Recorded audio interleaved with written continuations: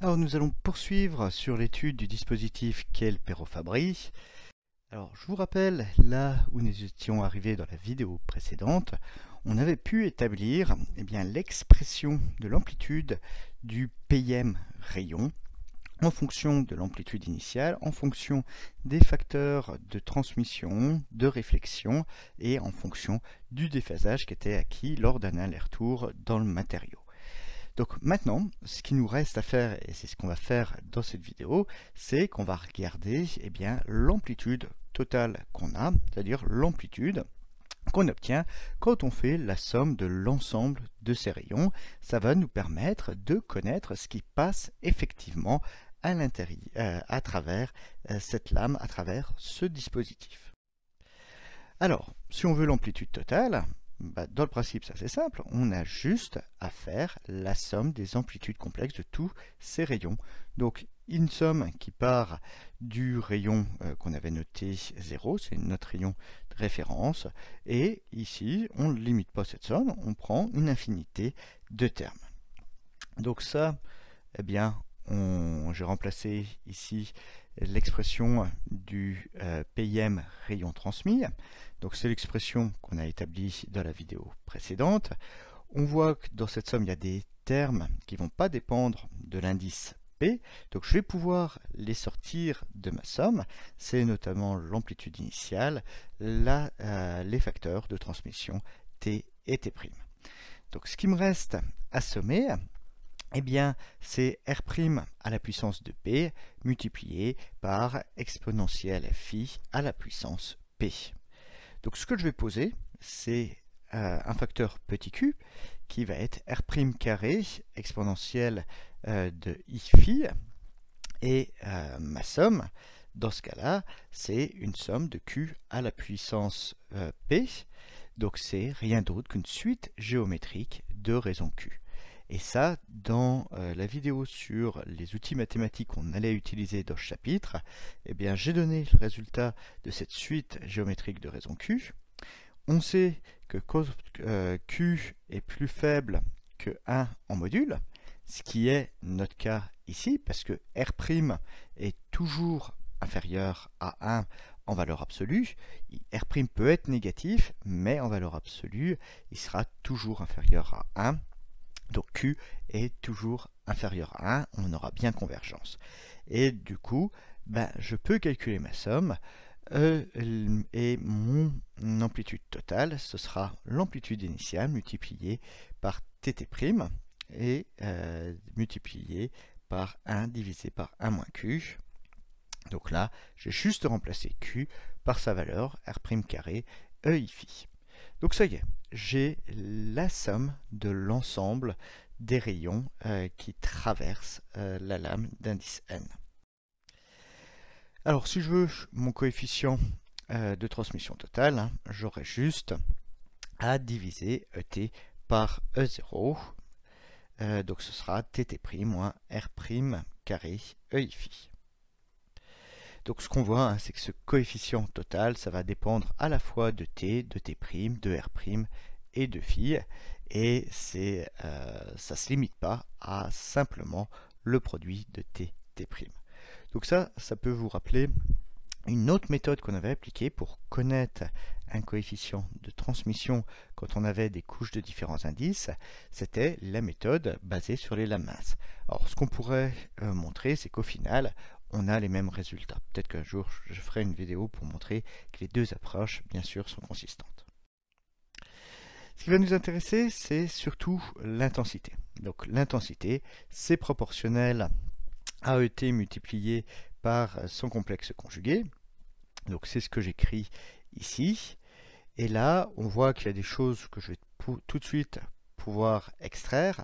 E0 multiplié par E0 conjugué multiplié par K, on retrouve l'intensité I0.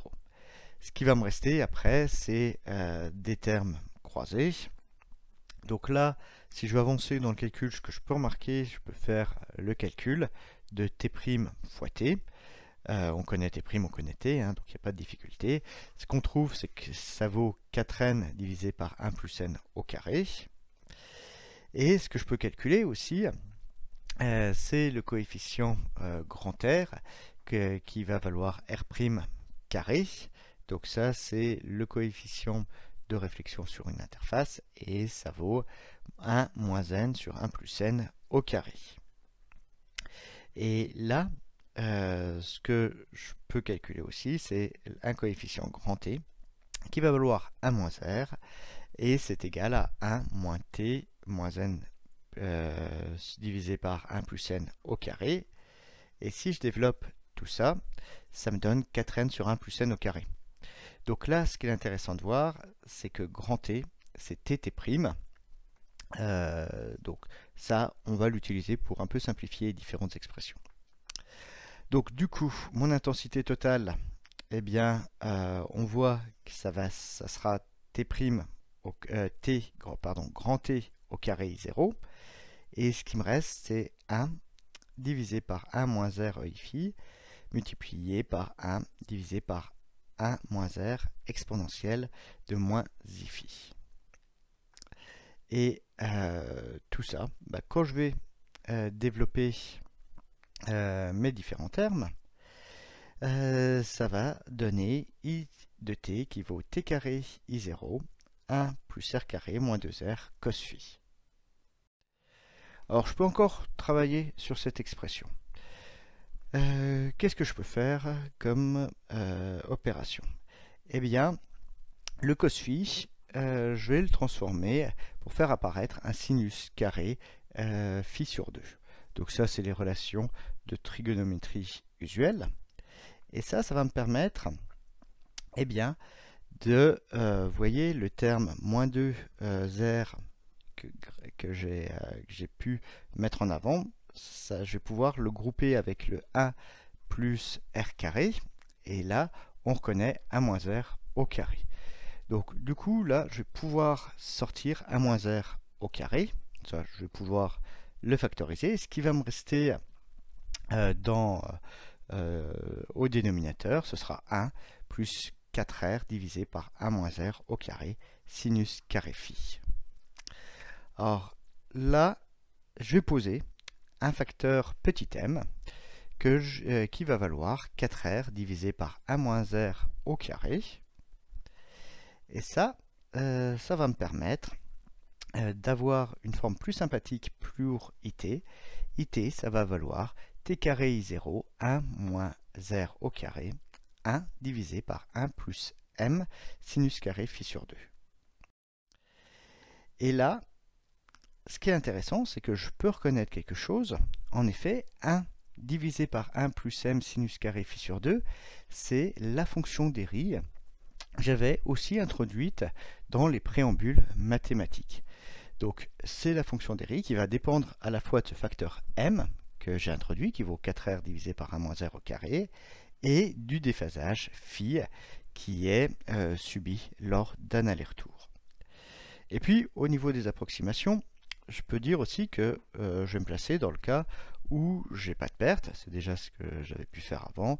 Grand T, dans ce cas-là, vaut 1 moins R, et ce qu'on voit, c'est que j'ai du t carré divisé par du 1 moins R au carré, et bien du coup, ce rapport va être égal à 1, ça va disparaître, et ce qui va me rester, c'est que l'intensité transmise, c'est égal à I0, l'intensité initiale, multipliée par la fonction d'Airy. Donc là, voilà, on a les caractéristiques de notre dispositif, et dans la suite des vidéos, on va travailler sur cette expression où on va avoir du coup un rôle important qui va être tenu par la fonction d'Airy. Et ce paramètre aussi petit n qui vaut 4R divisé par 1 moins R au carré.